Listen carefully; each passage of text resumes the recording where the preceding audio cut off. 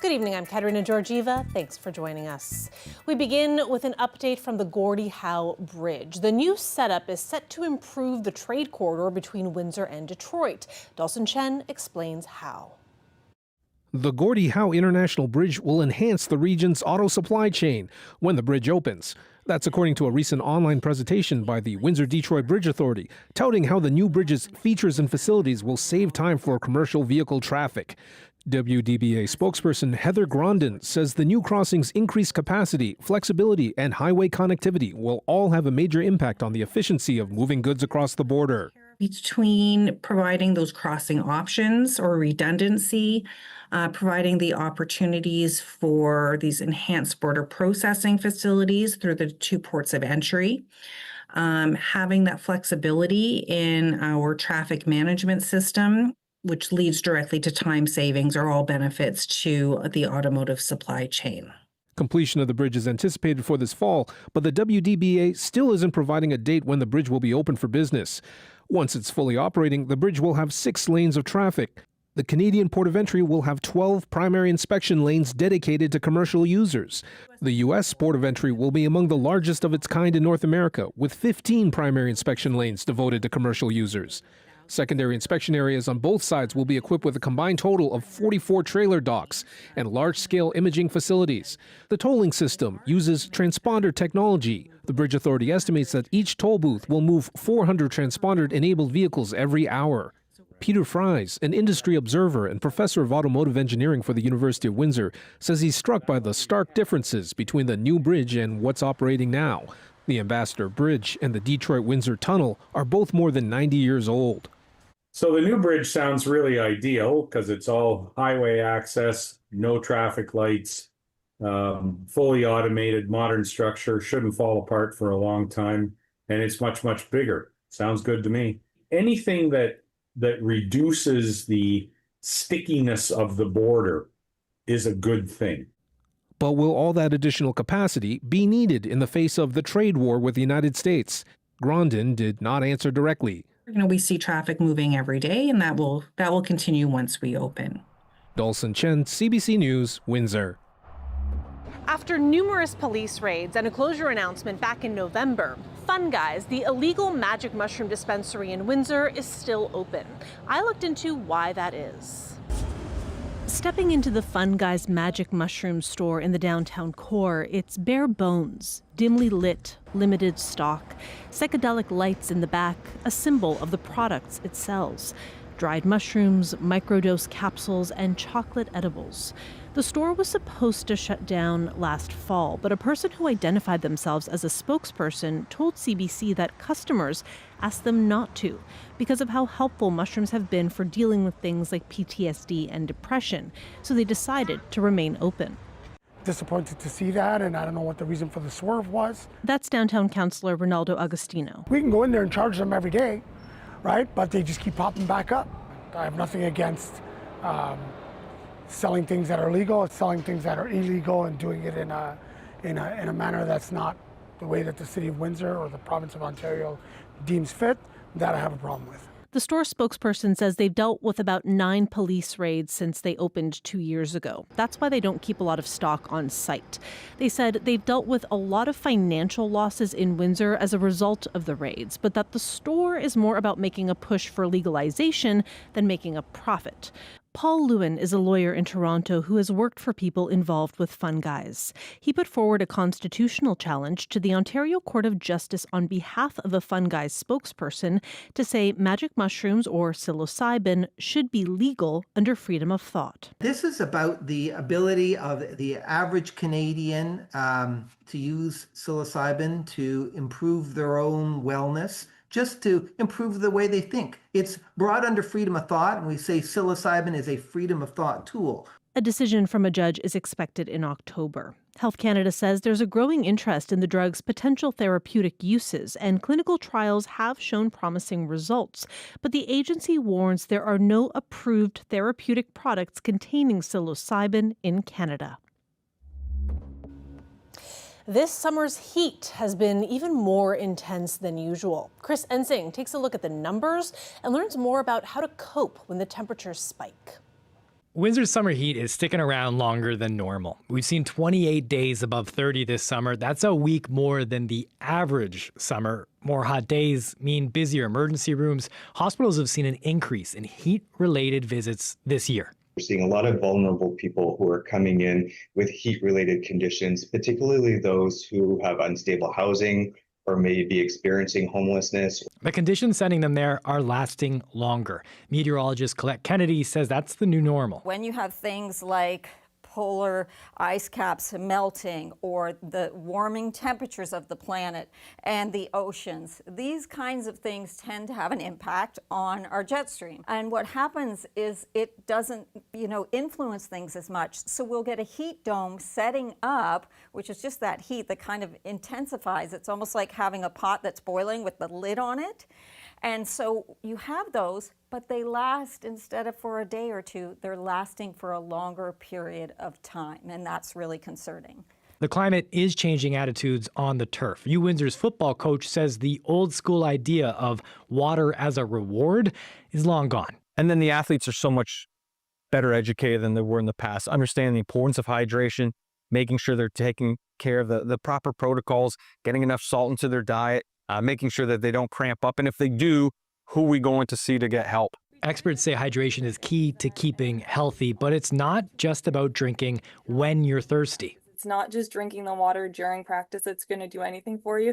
It's really the prep beforehand, the day before, 2 days before, getting water in, getting electrolytes in, getting good nutrition so that you can set yourself up for success while you're actually at practice when it's very hot outside. Kelsey Bockwell is with the Border City Athletics Club. She says there's 2 key signs to watch for: getting dizzy or lightheaded. What we kind of look for is just like effort level. If I know that a kid is trying as hard as they can, but they're not where they normally are, I'm like, okay, like maybe we need to back off a little bit. Maybe we need to see how we actually feel. That's when it's best to take a break and get out of the heat. Chris Ensing, CBC News, Windsor.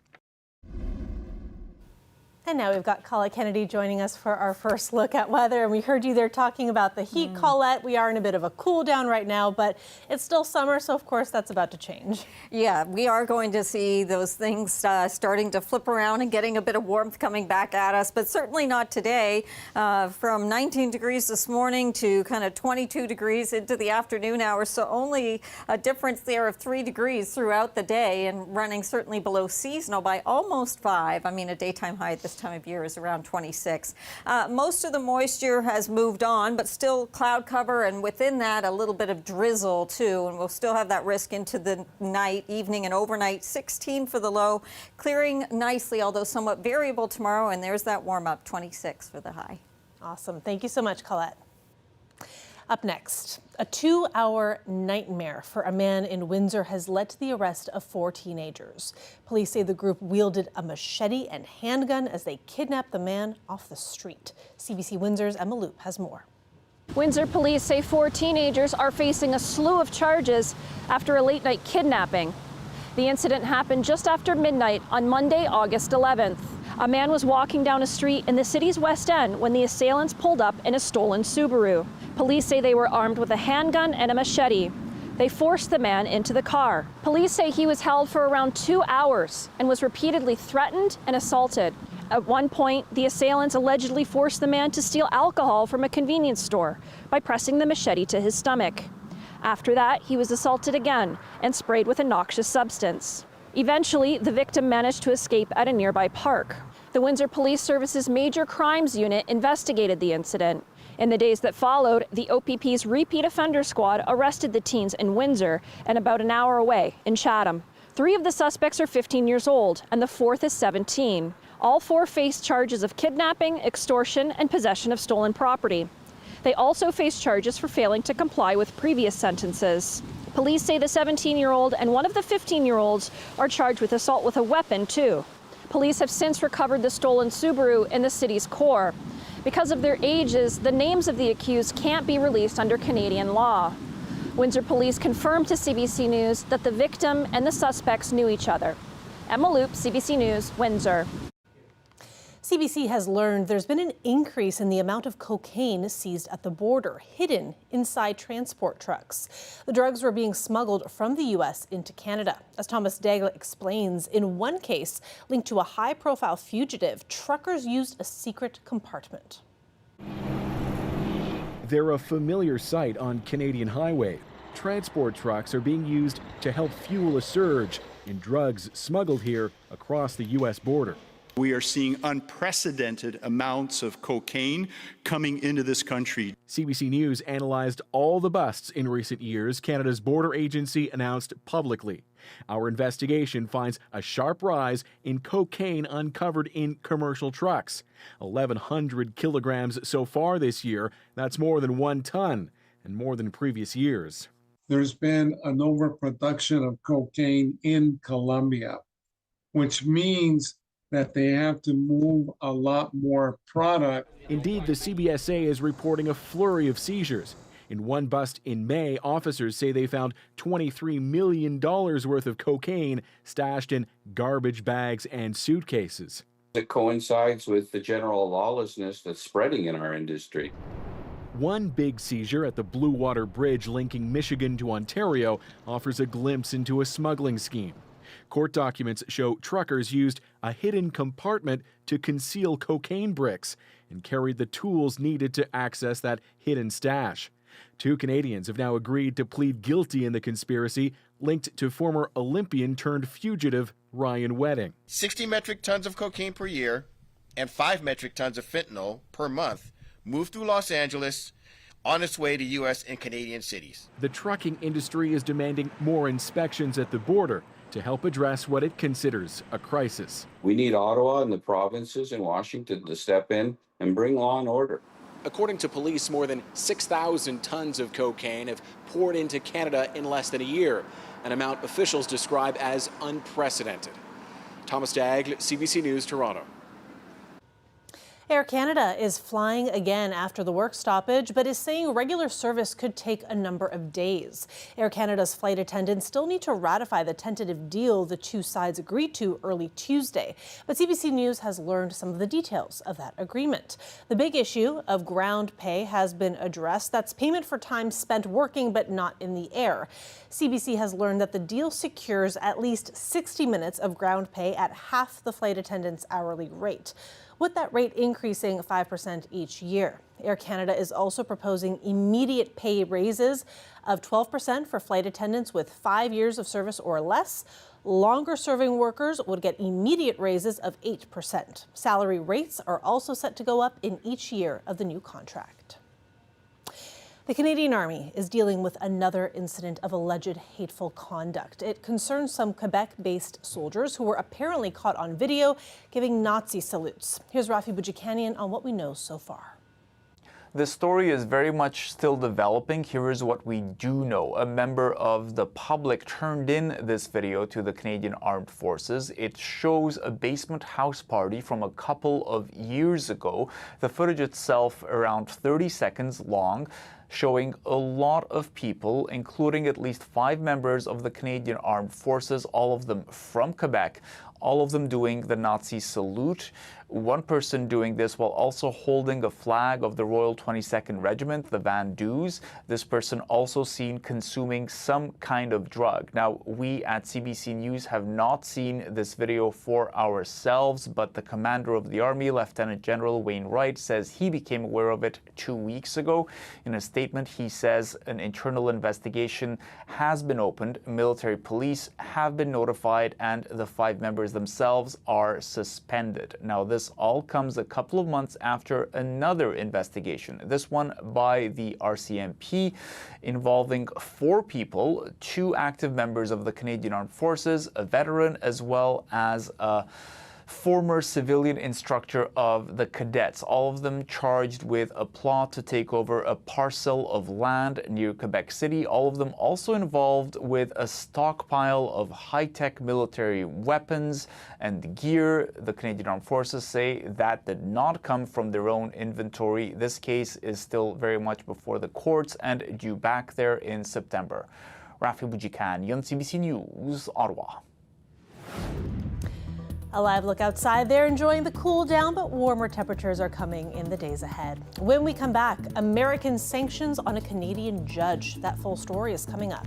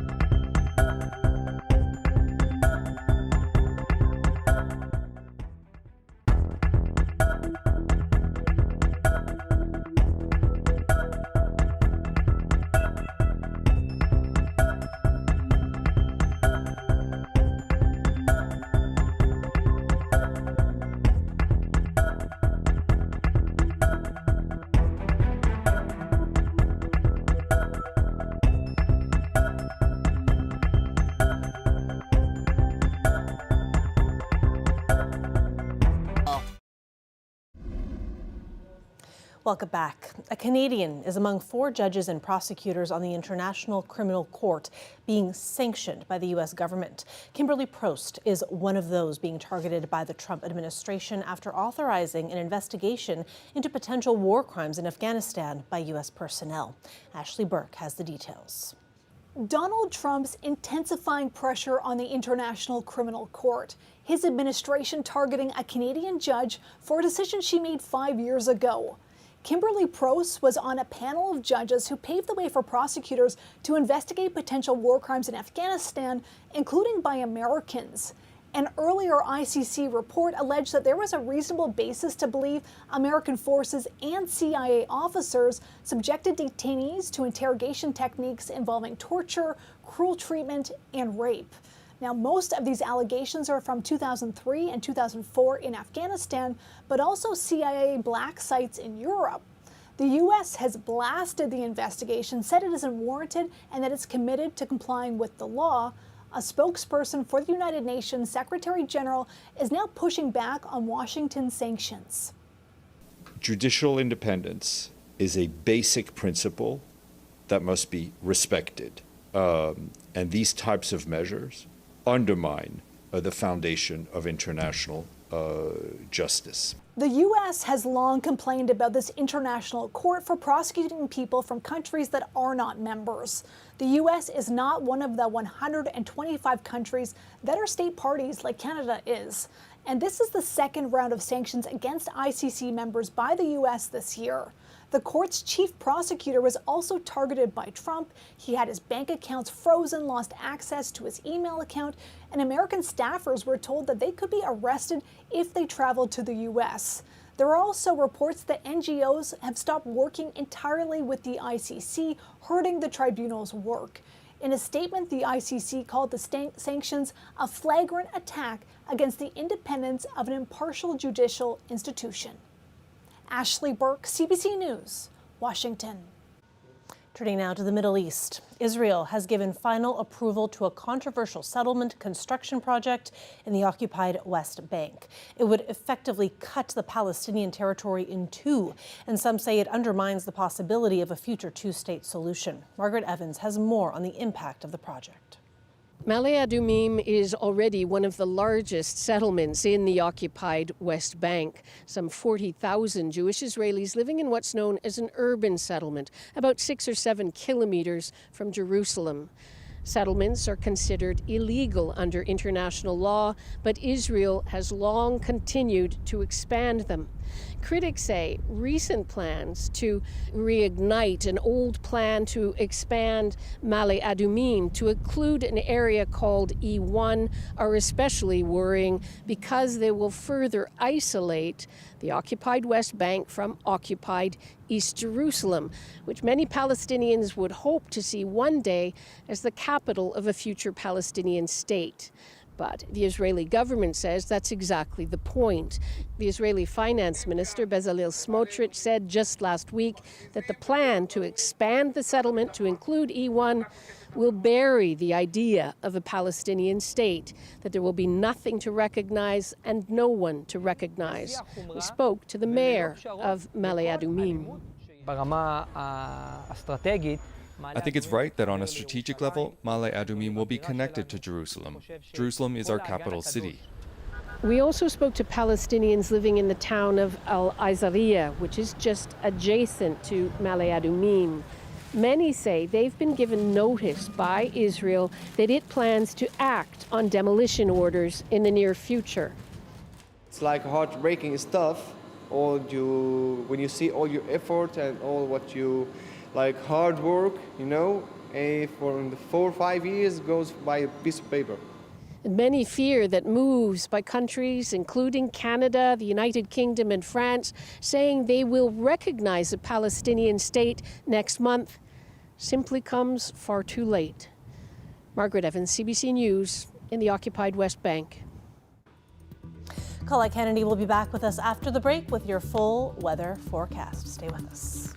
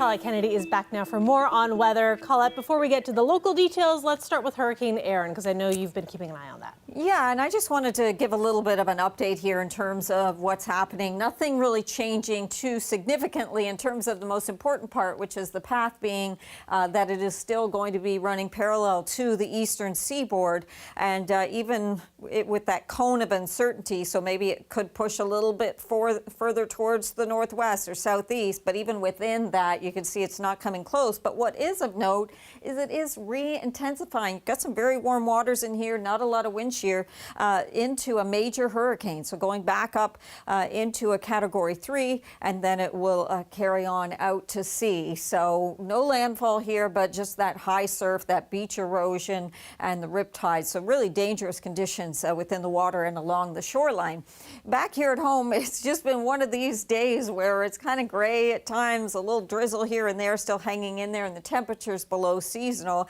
There is some humidity, though, when you have a system like this. You kind of feel that moisture, so that humidex value in there in the upper 20s, and the breeze has been coming in from the northeast. So that's ushered in some of this cooler air that we've been experiencing. A ridge of high pressure is going to be building in, and as it does, we'll eventually get on the backside of that in the southerly flow, and that's going to help pick the temperatures up, but it starts tomorrow. For this evening, though, a few isolated showers or some of that spotty kind of drizzle hanging in there tonight.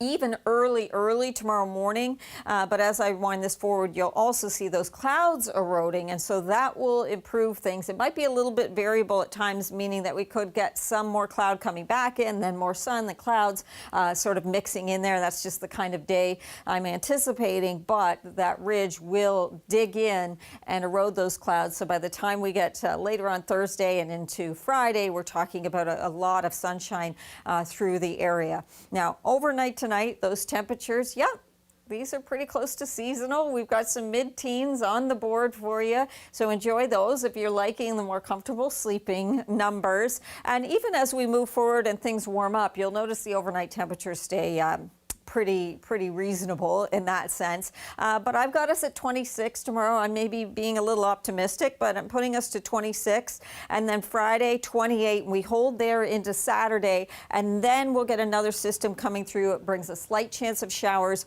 and then the temperatures are going to dip again for the beginning of next week, Katerina. Awesome. Thank you as always, Colette. Thank you everybody for watching. We'll see you tomorrow.